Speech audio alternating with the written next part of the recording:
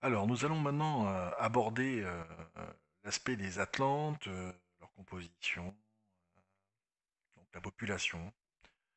Et en la matière, on va commencer par parler justement de cette population des Atlantes. Et ce que dit Platon dans son ouvrage, c'est qu'il dit que, et on le voit bien, c'est qu'en fin de compte, la population de l'Atlantide, elle est décrite comme étant très, très importante, très dense par Platon.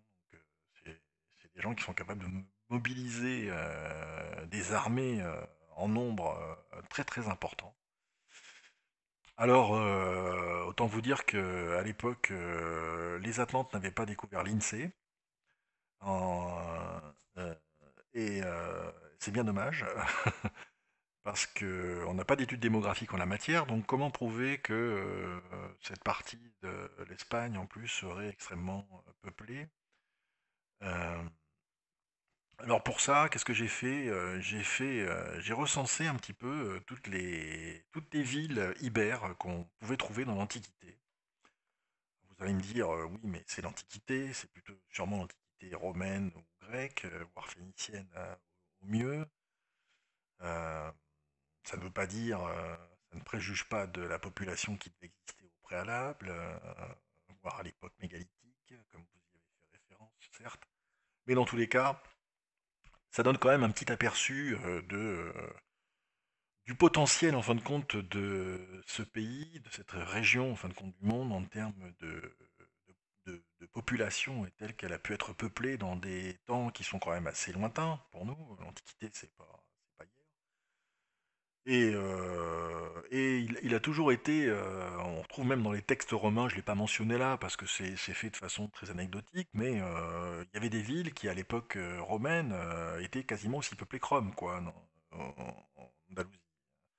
Donc, euh, et on le voit donc ici, donc vous voyez tous les points jaunes, ce sont toutes des villes, donc vous voyez leurs noms, hein, Sonoba, Onoba, Lascuta, Mourgui, Urki, Ilocro, Ilorki, Onza, Turba, Sisapo. Ouais, c'est un nom, hein, ce sont des noms qui sont bien libères, hein, qui sonnent bien, et il y en a énormément. Vous voyez, tous les points jaunes sont des villes, et des villes d'importance ibérique, hein. Donc, vous voyez que déjà, la région à l'époque, elle est déjà bien peuplée, hein. Donc, il suffit de regarder donc cette densité de villes et de villages pour imaginer que normalement, ça devait déjà être extrêmement bien peuplé à l'époque. Surtout si en plus, vous imaginez bien que on est d'autant plus peuplé qu'on peut se nourrir et correctement. Et donc, si en plus, c'est dans cette partie-là qu'il y avait de l'agriculture de façon intensive, ou du moins même extensive, en tout cas qu'il y avait une plaine qui était très riche et cultivée, on peut imaginer que la population devait être rassasiée et devait pouvoir se développer comme il faut. Donc,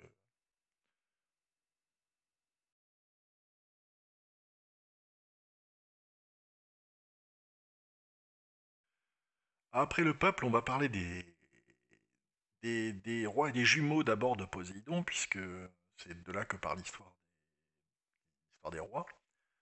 Donc Atlas, donc, comme vous le voyez sur la photo de gauche, il est vaincu par Zeus, il est exilé vers le bord occidental de l'océan circulaire, donc, l'océan Atlantique, grec, comme on l'a vu sur les cartes, sur quelques diapos précédentes, il y a longtemps, et il doit soutenir la voûte céleste.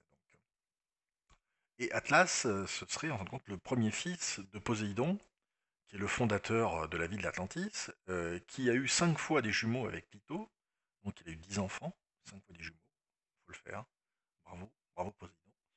Et qui furent les premiers rois atlantes désignés pour régner sur les populations atlantes.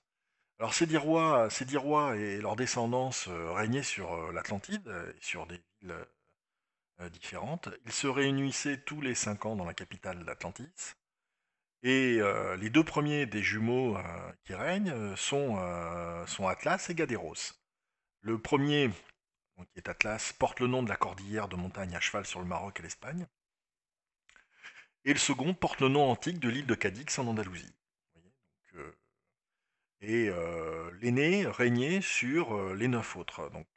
Donc Atlas a régné sur les 9 autres jumeaux, frères et jumeaux, qui sont nés de l'union de Poséidon et de sa femme Clito.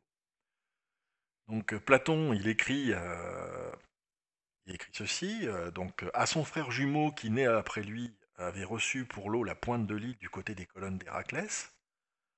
Je ne sais pas si vous vous rappelez ce qu'on a vu, donc à son frère jumeau, celui qui était né après lui, donc on parle d'Atlas, donc c'est-à-dire à Gadéros, hein, il va donner à lui, avait reçu pour l'eau la pointe de l'île du côté des colonnes d'Hercule. Donc les colonnes d'Hercule, elles sont au sud de l'île de Cadix, sauf que Cadix s'appelait Gadéra ou autre et qu'elle a été donnée à Gadéros. Hein. Donc on voit qu'il y a une association entre le nom du roi et le nom de la ville et de l'île où se situaient les colonnes d'Hercule. Donc, vous voyez, c'est un argument de plus pour ce qu'on a soutenu tout à l'heure.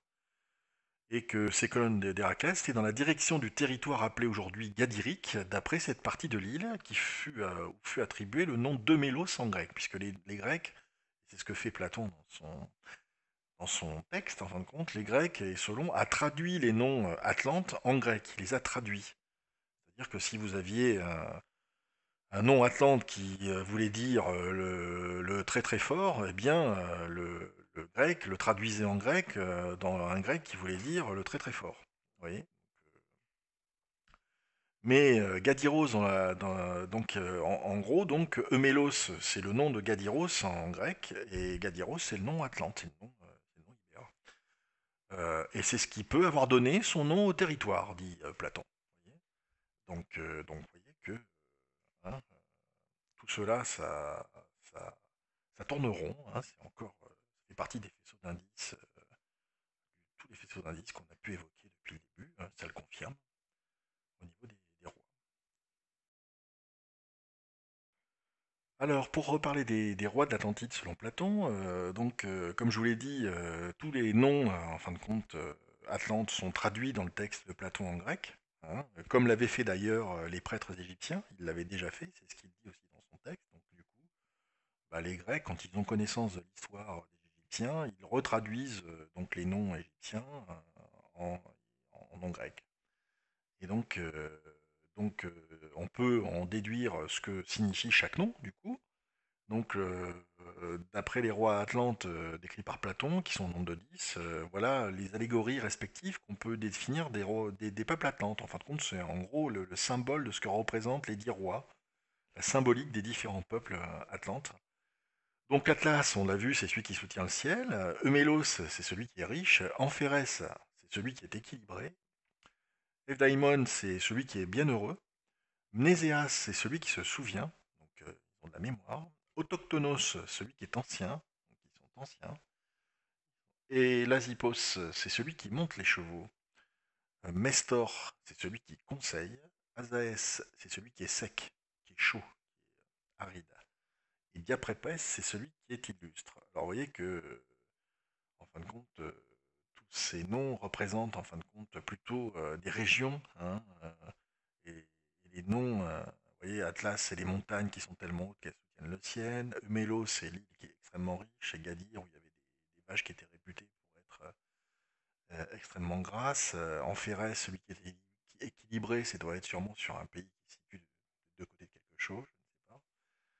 Celui qui est bienheureux, F. Diamond, ça correspond à bien l'île des bienheureux, c'était les îles Canaries, hein, tout simplement. C'est pour ça que les Guanches ont un souvenir d'un cataclysme. Et on a retrouvé des éléments mégalithiques chez eux aussi, une culture qui est proche aussi des Atlantes. Nésias, c'est apparemment celui qui se souvient, donc apparemment c'est peut-être une origine antique, un territoire, un des premiers territoires des Atlantes. Autochtonos, celui qui est ancien, alors ça veut dire que c'est une région qui était, où il y avait en fin de compte sûrement par là où sont arrivés, où sont développés en tout cas les Atlantes, par là où ils sont arrivés. Et l'Azipos, bah, c'est sûrement celui où il y a des gens qui s'occupent de chevaux, puisque les Atlantes adoraient les chevaux. Mestor, c'est celui qui conseille. Donc apparemment, il y a des gens qui sont sages en la matière.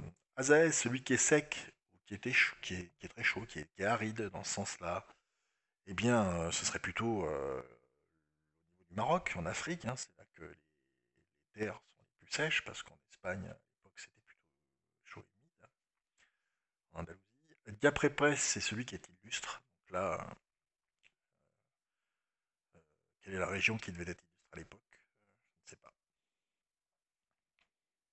En tout cas, voilà pour la traduction des noms des rois atlantes tirés des textes de Platon et traduits selon leur signification.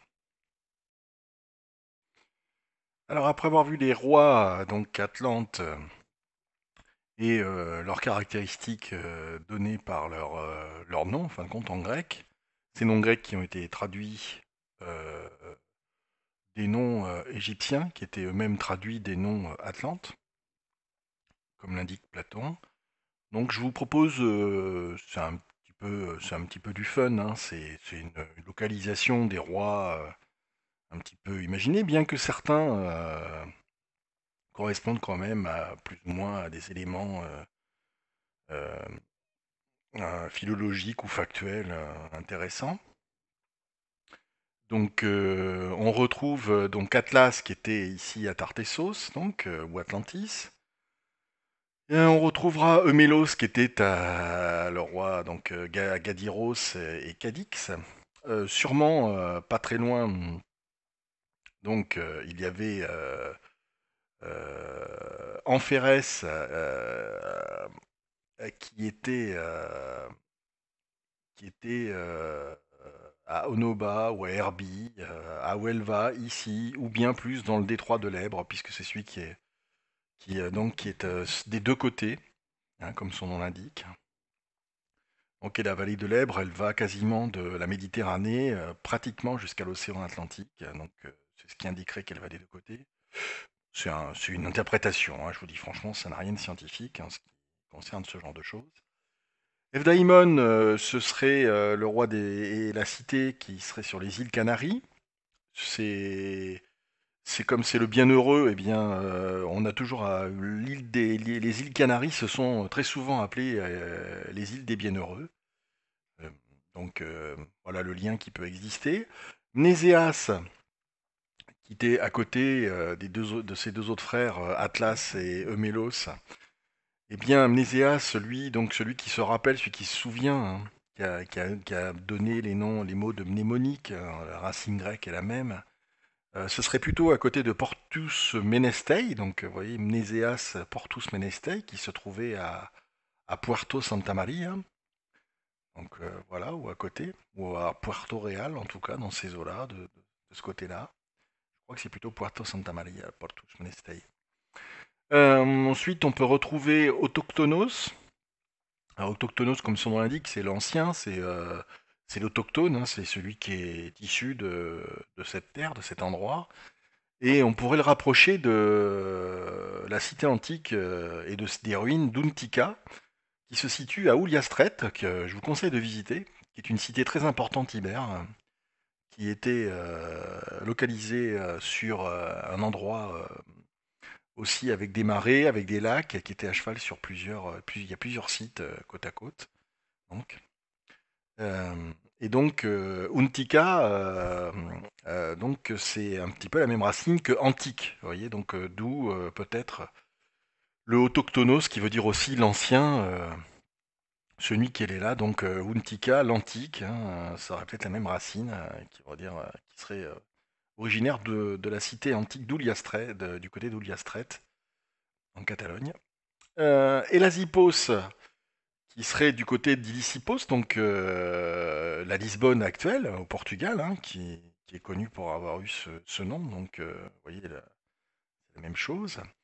Ensuite, on retrouve, donc Elazipos est ici, hein. On retrouve Mestor, qui serait plus du côté de Consabura, la ville antique, et de donc aujourd'hui la Consuegra, euh, qui est de ce côté-ci, donc en Andalousie sud-est, et où se- était localisé le peuple des Mastiennes, hein, si ma mémoire est bonne. Il pourrait y avoir une adéquation, enfin du moins une ressemblance entre le mot de Mestor et Mastienne.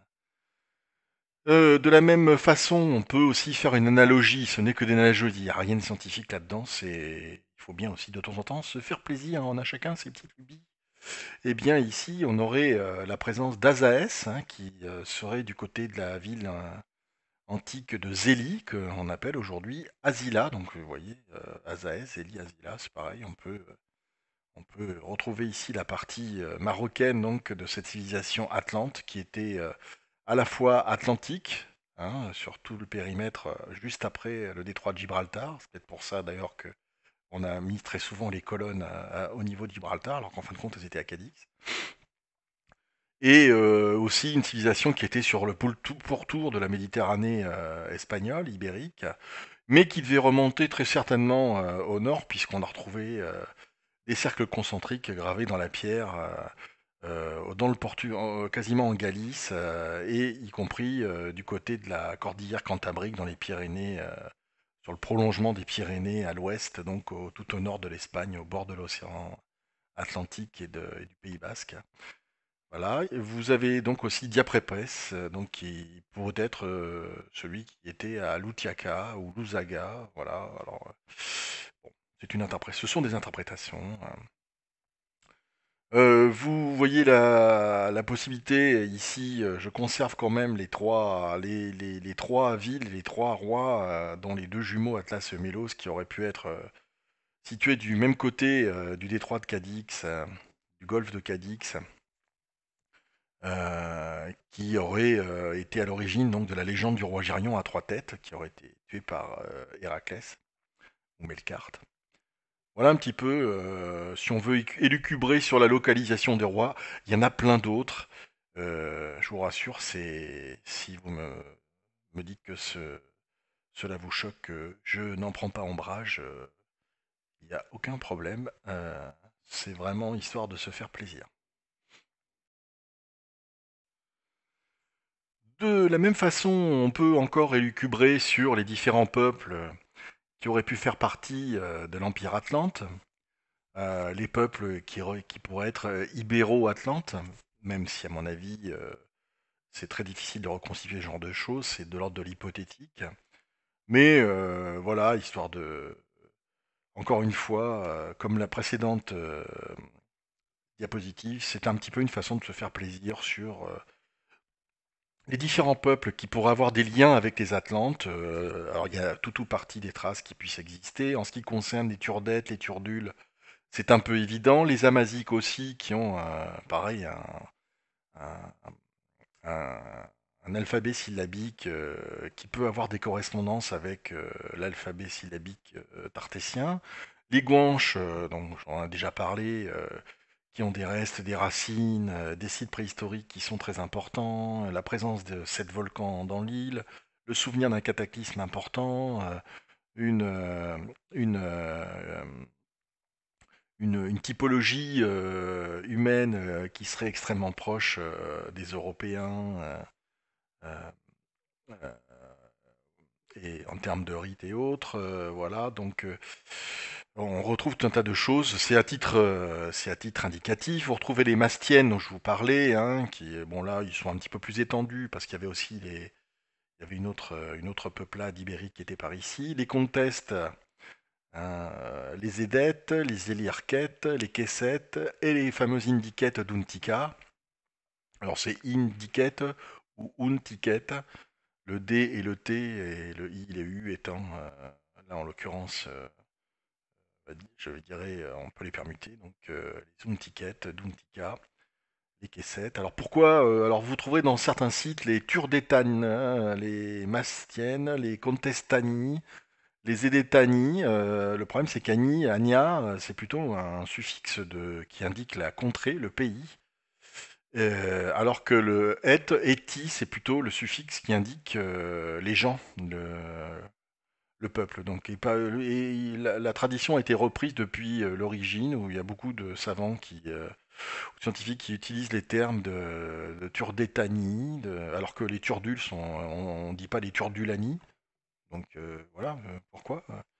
Euh, Et donc les Edetani, on dit aussi, donc les Contestani. Alors bon, c'est sûrement des choses qui sont reprises de la philologie romaine, mais je pense qu'il devait plus faire l'analogie entre la Contestania, qui était le pays, et les Contestani, du coup, qui devenaient la tribu sur le pays. Du coup, il faut peut-être un peu déromaniser ces noms, ces mots, et leur donner leur forme peut-être initiale. Euh, je veux attirer votre attention sur le fait que ce qui est assez original, alors il y a dû y avoir des populations ibères dans cette partie de l'Espagne, mais elles ont été repoussées et je pense sûrement combattues et colonisées par des tribus celtes, notamment qui venaient sûrement de la mer Noire, du Pont-Euxin, avec, je vous laisse vous reporter à des ouvrages comme ou des origines philologiques comme le Libor Gabalaerein, donc le livre des conquêtes de l'Irlande, qui mentionne que donc, tous ces peuples sont partis de mer Noire, ont fait un petit détour par l'Égypte et seraient arrivés ici en Galice pour se répandre ensuite sur tout le nord-ouest de la péninsule ibérique et auraient repoussé donc les Ibères qui, à mon avis, occupaient toute l'Espagne, toute l'Ibérie, y compris jusqu'à et au-delà même des Pyrénées, puisque les Ibères allaient jusqu'au Rhône. Il y a des textes qui l'indiquent. Les Ibères occupaient allaient jusqu'au Rhône. Les recherches archéologiques le démontrent. Aller au moins jusqu'au Rhône et au moins jusqu'à la Garonne, hein. Donc, voilà. Donc voilà un petit peu. Ce qu'on peut dire aussi, c'est que ici se retrouve dans cet arc-là sud-est de l'Espagne, c'est vraiment ce qui correspond à la culture cardiale, donc c'est-à-dire les poteries qui sont marquées par des motifs de façon, comment dire, un petit peu comme des rayons de vélo, en fin de compte, c'est-à-dire en arc, comme les coquillages, cardiales surtout, c'est le lien avec les coquillages, vous savez, les rainures qu'il y a dans les coquillages, de façon comme les rayons de vélo, en arc de cercle tout autour. Et donc, ces poteries sont les poteries de cette époque cardiale, qui sont sur tout ce périmètre-là, euh, sont de ce type-là et sont marquées par ce genre de choses. C'est surtout ce pourtour en général qu'on peut les retrouver et un petit peu au nord aussi. Voilà, sur toute la façade méditerranéenne de ce côté-là et sur toute façade. Donc je ne sais pas si on peut en faire une analogie, mais en tout cas, ça peut vous donner un peu une idée des peuples et de l'endroit et de ce qu'on peut rattacher en fin de compte à la culture atlante, de ce qui peut en rester. Car au jour d'aujourd'hui, il n'y a pas vraiment de civilisation comparée en la matière, d'études qui font un peu la synthèse de tout ça. Tout le monde cherche un peu dans son coin, trouve des choses, mais personne n'en fait la synthèse. C'est un peu dommage.